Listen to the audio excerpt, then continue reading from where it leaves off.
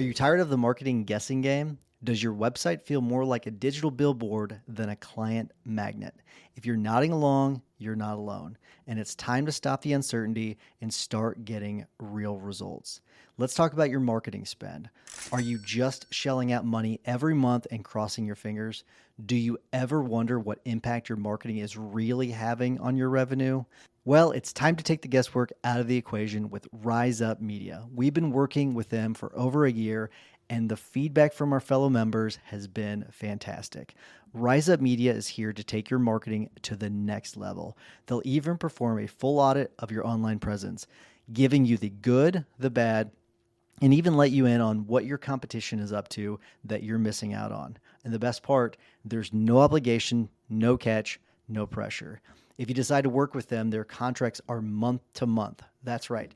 No long-term commitments tying you down. So, what are you waiting for? To learn more about how Rise Up Media can transform your firms, visit riseupmedia.com/maxlaw, and Rise is spelled with a Z. riseupmedia.com/maxlaw.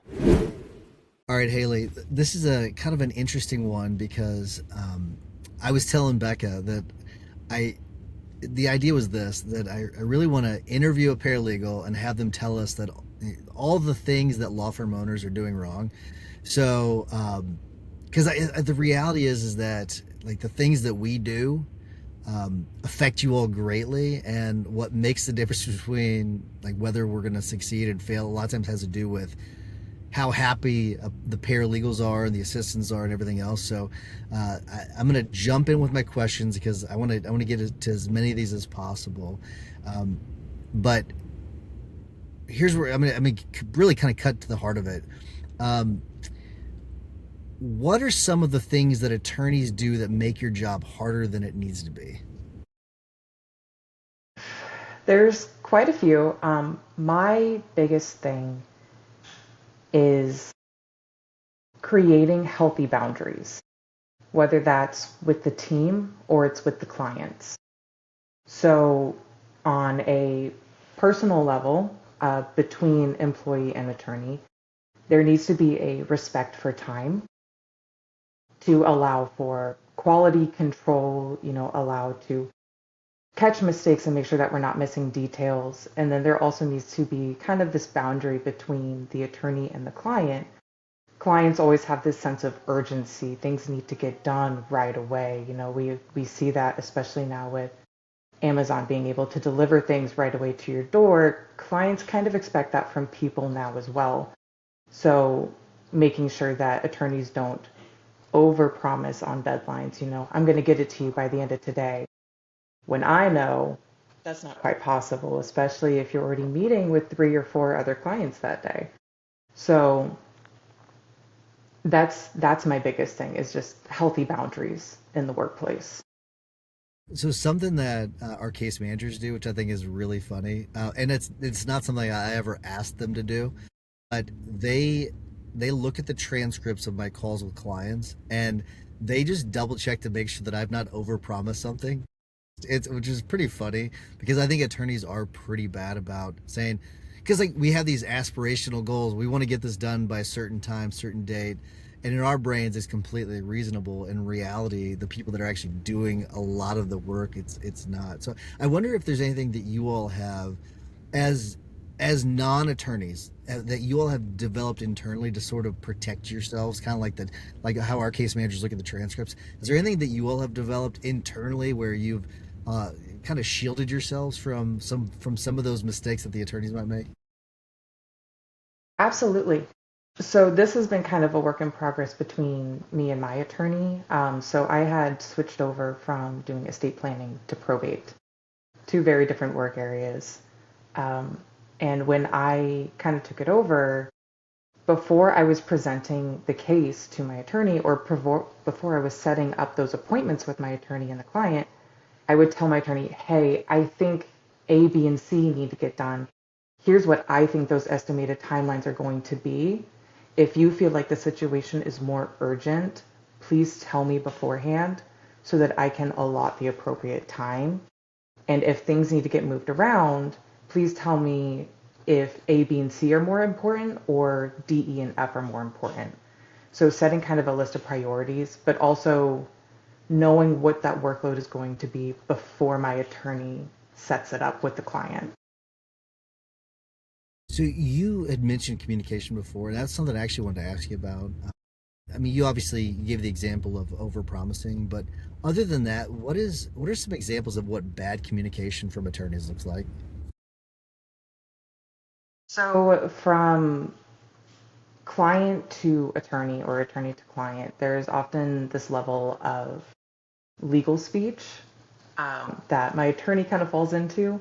She will start getting on a roll talking about, especially with the estate planning documents, what certain documents mean. And then I go into like a signing and they're like, hey, like she explained it, but I didn't fully understand it. So now I'm in a signing having to kind of re explain the documents in layman terms, which kind of is a little bit of a waste of my time during a signing, but for the comfort of our clients, I still do it. And then from attorney to paralegal, um, there is sometimes a lack in notes and a reliance on those transcripts. So we've started recording all of our phone calls, which is wonderful. I love being able to backtrack and find out that information if something is missing. However, there has been this ultimate reliance on the transcripts and a decrease in note taking. And now I am having to go back almost every single time to go into the transcripts and find that information that I am missing. And that is a waste of my time. And then also, if something isn't clear, I'm having to then go and ask my attorney about 10 questions. And there's that time tax. You know, those little questions take up time for both of us when we could be doing something else. And while we can, there are solutions to it. So we've been starting to feed that stuff into private AI boxes to create better notes. Sometimes AI doesn't always get it right. So there's still that time tax of going in and being like, hey, this is what I have from our private chat, you know, can you just make sure that everything is correct? Or I'm still having to go back through the transcript to make sure things are right. I cringed a little bit whenever you said that because I'm totally guilty. I will tell you my notes are very minimal, and then the transcript I rely on the transcript. Before I would rely on the Ring Central. We've switched from Ring Central, but I would rely on their note summary, and it was garbage. It would it would not summarize. It was like it was another call or something. It was the wildest thing. So I think that's a really good one. I think that that's a like if for those of you attorneys out there, you're over relying on your transcripts. And I like the idea of the time tax too. I think that's a really good thing to point out. So now here's the thing. This is a great segue into what another thing I wanted to ask you about because I actually thought the transcripts was something that would be super helpful, and it sounds like it might not be as helpful as I thought. Are there some other things that attorneys are doing that they think they're being helpful with, but it actually creates more work or confusion for you, other than the transcript thing? Yeah, and this is more personal to our office. I know a lot of other law firms have the reverse problem. My attorney loves progress. She loves looking at all the new tech. She loves trying to find the next best thing to make our jobs easier. However, there is such a drive for progress that implementation of this technology isn't seen all the way through. We're not receiving full training on it, or we're not using every feature. So we have kind of put a stop to it. We kind of all had a meeting and we were like, hey, like we love this. We love that you want to make our jobs easier. However, there needs to be some kind of step in the middle before we fully implement this. So whether that's going to the office manager and one of our more tech savvy paralegals and saying, hey, do the demo on this product. You know, most of these companies offer free demos. Let's do the demo. Let's see if it's worth it. Let's see the people who are using it every single day if they find it worth it. And if it is, then we'll work more on implementing it. But we're not going to implement more than one tool at a time. And if we're switching systems, we're going to wait until that system is fully switched over. Especially if you have people who aren't as tech savvy in the office, implementing multiple tools at the same time can actually decrease their work product because they're getting frustrated trying to learn all these new tools and it's taking them longer. This is a great topic because the question I hear all the time is like, how do you get your team to adopt these tools? Yada, yada, yada. I do wonder, like, so let's say you've had that initial meeting where the attorney has done it right, where they run this tool by you. You're like, okay, yeah, great. This will work. Let's implement this. But that there's a big gap between that point and then actually full adoption for the full team. So do you have any advice for us on how to get the team to get them on board with whatever new tool it might be? It may not even be a tech tool, it may be something outside of tech, but any advice on adoption for the employee? Yeah, so I generally recommend having one person be in charge of the adoption process, creating the training material, one or two people creating the training material, and then schedule a time in the workday or plan for a working lunch and have everyone sit in on it and have that one or two people go through everything, be like, okay, this is what the tool is for. Here's all the different features it can do, and here is how we're going to implement it. Here's the general tasks that need to happen on a regular basis, and here is how it's going to integrate with our other tools. So if you're adopting a new phone system and the transcripts now need to be saved, walking them through that process. When it comes to getting feedback from you all, when features that you want, and the way I always kind of categorize features are things that we need to have, things that we want to have, and things that would just make it amazing, like just blow your doors off. I do wonder what's the best way of getting feedback from you all about tools that you want or features that you want. So it depends on the individual. I know there's some people in the office who are very relaxed and just very go with the flow. You don't want to find the person who's a little bit more, I don't want to say high strung, but someone who's a little bit more demanding of the features or someone who is in there all the time. So previously, I was handling all of the document augmentation programs. So we were using Knackly. And my boss was like, hey, there's all these other document augmentation programs out there. What does Knackly do that you like? And what does it do that you don't like? Find that person who's in it every single day and just kind of start picking their brain. How guilty are we of adopting tools that we think are going to be super helpful, even if they're fully implemented and they're not helpful at all? Like, I'm probably guilty of that myself, but so you work with Amy McGarry. She's been a long time guild and now association member. So I do wonder, and so this is maybe more specific to Amy. How guilty is she of adopting tools that she thinks are going to be super helpful, and then ultimately they're just not, because it's just not a tool that you will need? Very guilty. Very, very guilty. And that is why we kind of set up that process of she needs to have someone else approve it before she gets it because she was getting these programs and then we were kind of like testing them out. Things were being halfway implemented, like I said, and things weren't working out. Or we were like, hey, you want it for these reasons.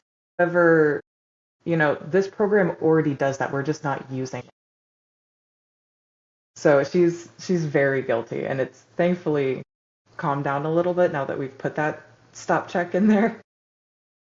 Well, it's good too because like things like that could also run up costs too. Like, in next thing you know, you've got a bunch of things that you're spending Yes. money on that you're not even using. So it's smart to have someone else look at things too, second eyes. Because I'm guessing, because I'm guilty of this too. I'm guessing that Amy's probably signed up for things that she completely forgot about, and that you had to later on go back and cancel. That's my assumption because that's how I am. Yes. Yes. Our office manager, Sydney, when she kind of fully stepped into her role as office manager, was going through the expenses and she's like, you're paying for this, you're paying for that. She's like, we're not even using those anymore. And then you've been talking about getting off this program for like over a year now.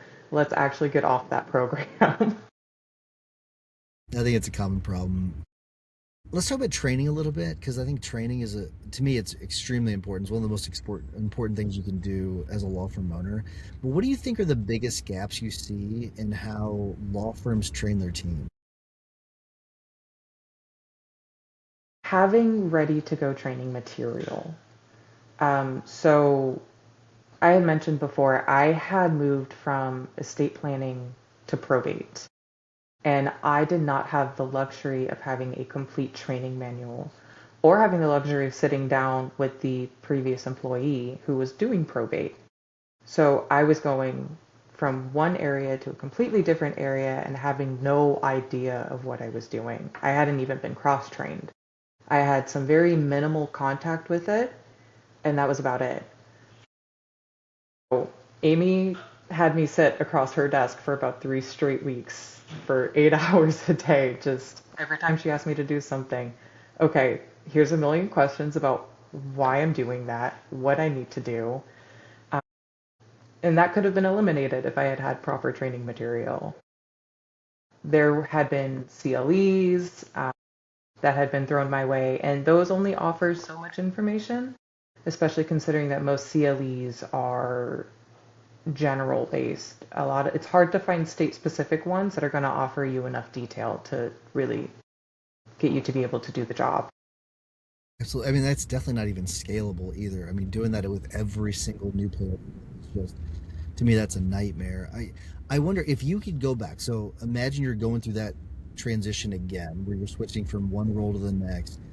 If you could design the ideal training module, like what does it look like? Is it video based, text based, audio based? I mean, what's the platform? Like, give us, I want to know the scoop on what the ideal training platform looks like for you. Absolutely. And that's actually something I am in the process of doing right now.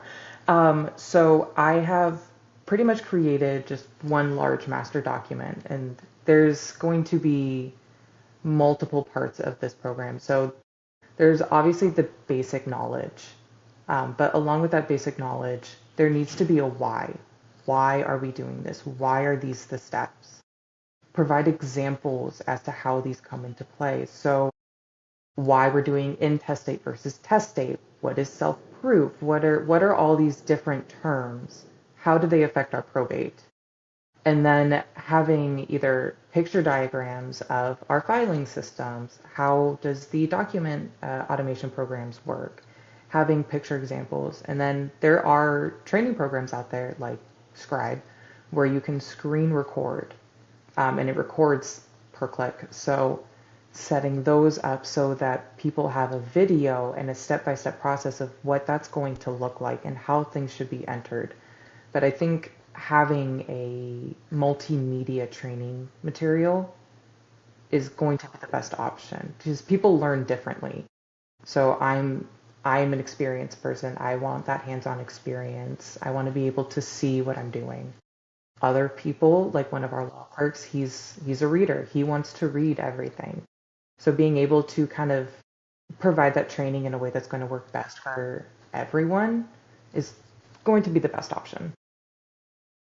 Let me give you a tip that it's something we just started implementing a lot more than what we did before because we just built out our own case management system and we started adding, and this was a suggestion for my Amy, so my wife, but also our COO, and she's like, it would be really cool if you could, like, where certain things are in a file, you could click on something and you could see the training. So we've started adding tooltips all over the place, inside of tasks, inside of the actual files themselves, that adds all these different things. So let's say you had questions on negotiations, right? So there's a tooltip for negotiation.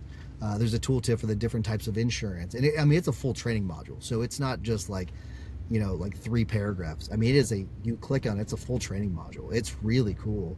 So that's just a little bit give you a little bit of advice from me that as you're developing that, like put the trainings where they're needed.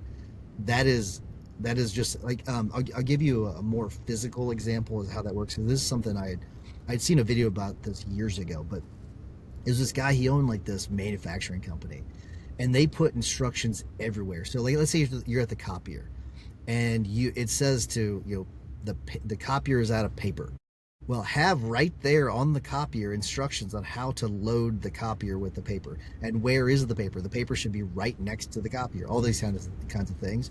So we, in developing this case management system, we've been putting these tooltips in places like that with all those types of explanations, so people know how to do all the different things instead of having to go back to the training manuals. It's been really, really helpful. So just want to give you that advice.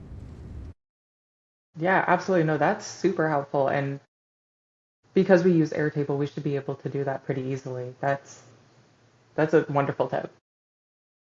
All right, so let's talk a little bit. We're gonna go back to something you had talked a little bit earlier, and it was about boundaries because I want to talk more about boundaries.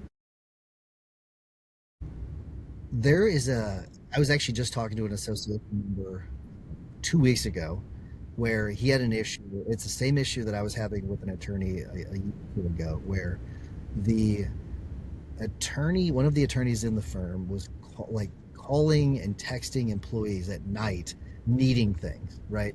Which was a clear, that was a clear violation of boundaries. That's against our own policies. And so this is something I had to deal with. It was something that the association member had to deal with. And it can be a little sticky situation because the attorney thinks it's absolutely necessary, but obviously the case manager or the paralegal, they're thinking, well, I'm spending time with my family. Like I don't need to be bothered with this when I deal with my family. But I do wonder though, are there times where we cross the boundaries and we don't realize it? We think that everything's good to go, there's no issue with it, but I guess what are some examples of where we think we're doing good, we think that it's no big deal, but in reality it's really crossing the boundary? Yeah, I mean, from personal experience, I haven't had Amy reach out to me out of office hours if it wasn't like for a personal thing. Um, but I think where she falls guilty is assigning several urgent tasks at the same time, or there is this sense of going the extra mile, and which is not always feasible. So, for example, we have a lot of elderly clients, and sometimes getting to our office is really difficult, which is totally fine, and we make those adjustments, but we should be making those adjustments within office hours. There have been a few instances where we have had to put our foot down, and she's been like, hey, can you go to their house at like 6 p.m.? Now, I have a daughter who's 3 years old, and I don't want to sacrifice that time with her. So I've had to put my foot down and be like, no, I'm not going to go to the client's house at 6 p.m. Even though 6 p.m. is a reasonable time to make a house visit, it's outside of office hours. I was like, I can visit them during office hours. Or if you would like, I could go during lunch. But after hours times is family time. Um, there's beyond that, I haven't had too many personal experiences with too much boundary pushing as far as time wise. Good. I think that's a really good thing. Are there other times where maybe Amy, she crosses another boundary? Maybe it's not time wise, but other boundaries where she doesn't even realize it.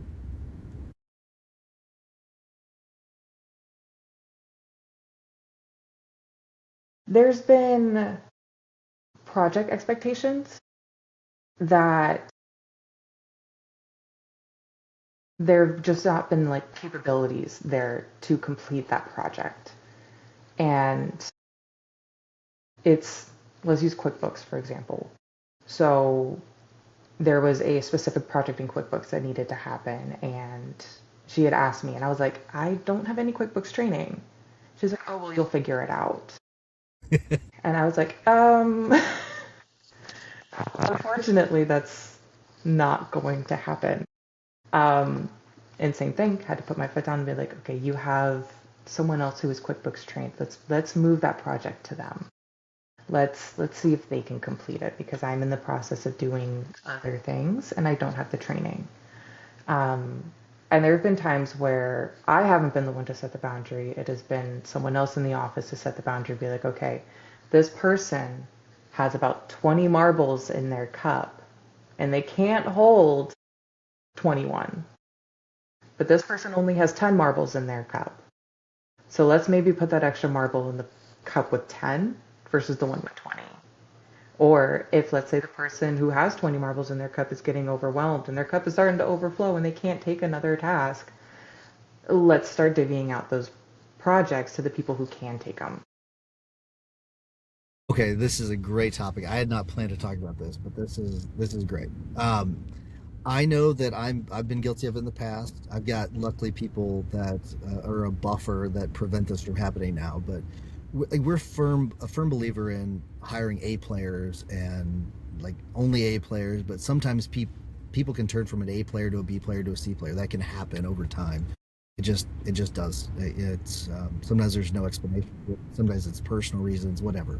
But there can be a tendency to basically rely too much on one person, and sometimes that's because you might have a teammate that is not performing at the right level, and then the firm doesn't do anything about it. So you've got let's say the C player, you got a C player in the firm not pulling their weight. You've got the A players pulling their weight, but they've got the 25 marbles in their cup, and their limit's 20.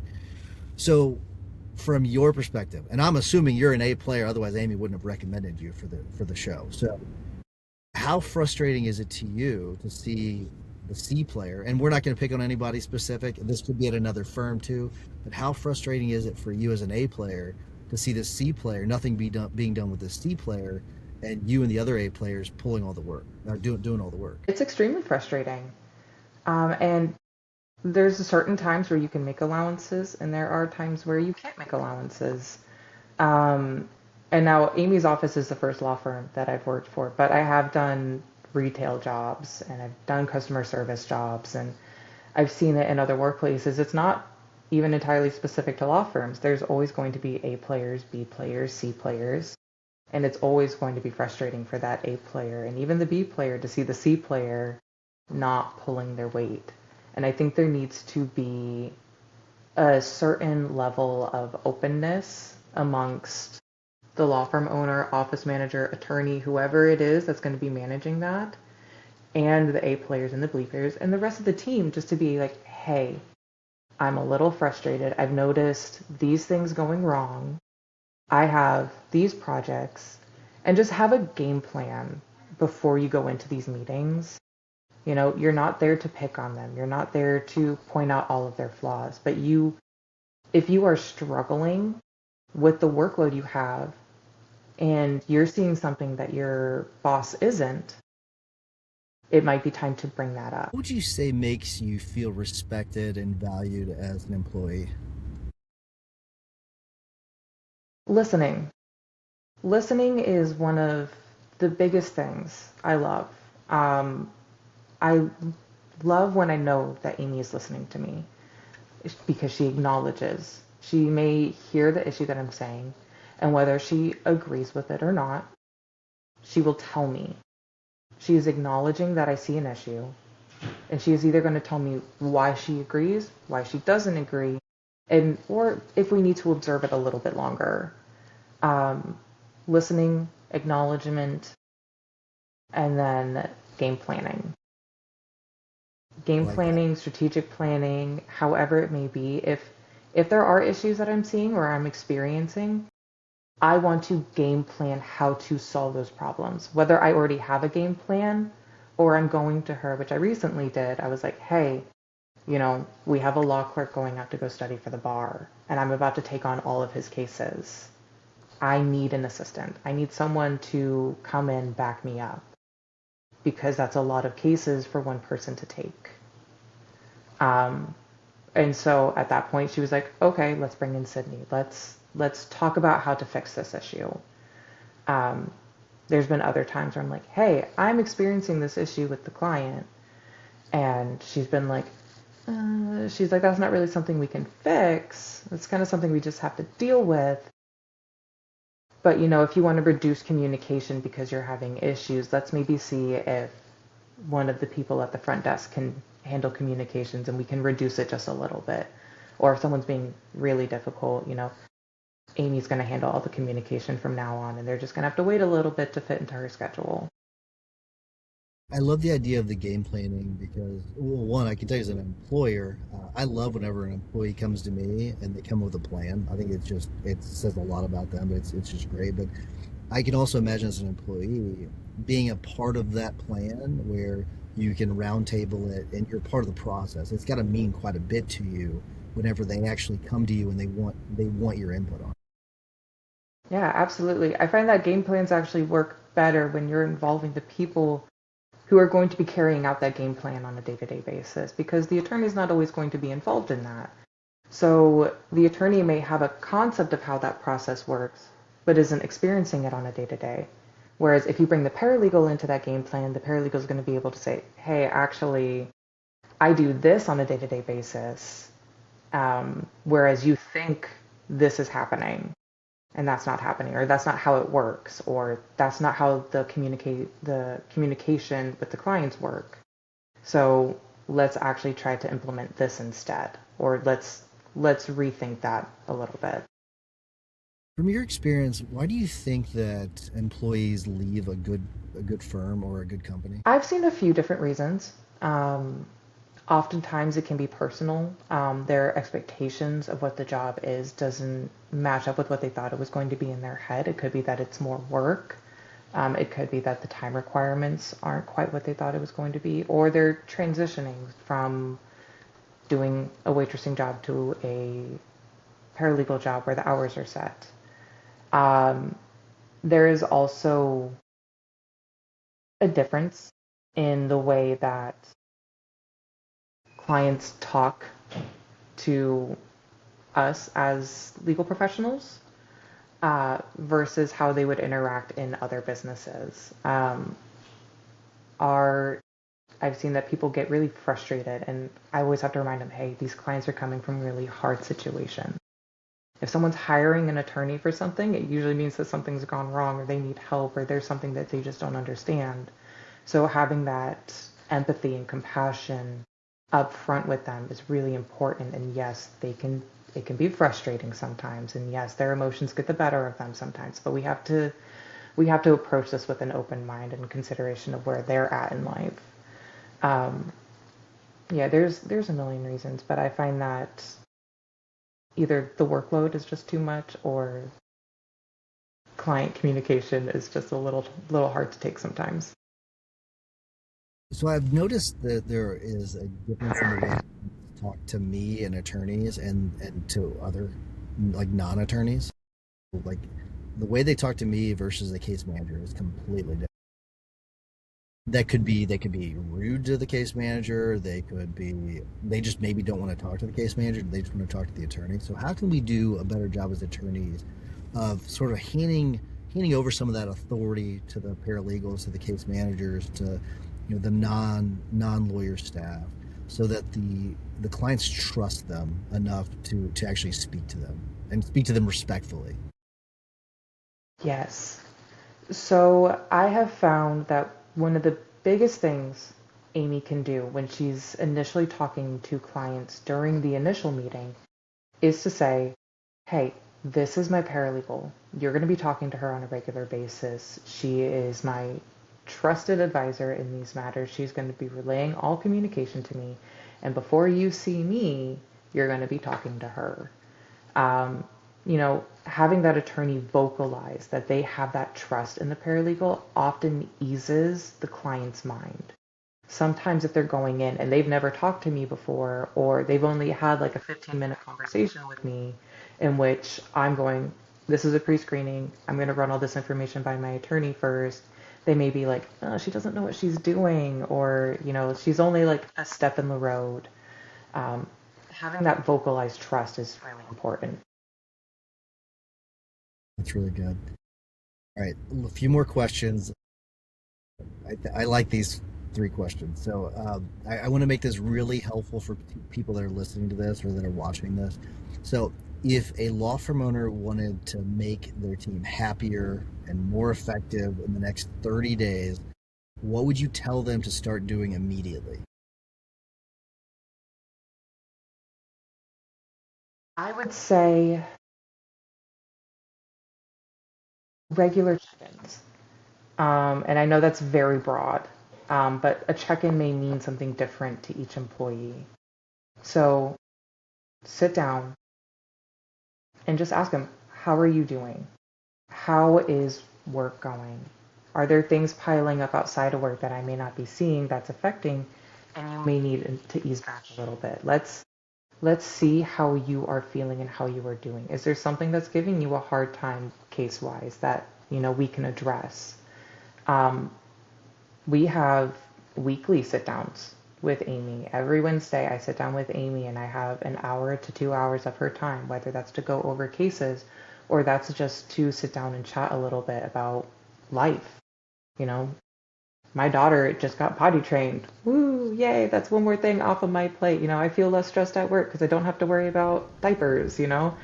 Um, just little things like that. It means a lot to employees when their boss checks in. It shows that you care. I love that. Okay, so let's do the flip of that. What is something they should stop doing immediately? I should say a lot about Amy that I don't have something like right off the top of my head. That is good. Yes. Yeah, no, it's absolutely wonderful.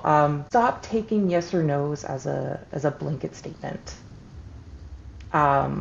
If someone says no, or if someone says yes, explore it a little bit more, but don't just expect that to be the whole answer. I know in personal settings, no, it can be a whole sentence. In a professional, though, no needs to be explained. So let's explore it a little bit more. Okay, I like that one. That's a really, I think that's really wise advice. I like that a lot. Final one. Okay, let's say you got to sit down with every law firm owner for 5 minutes, and you could tell them one thing they probably don't want to hear, but they need to hear it. What would it be? Slow down. I had this conversation with Amy. Slow down. The mental health crisis in the legal world is very well documented.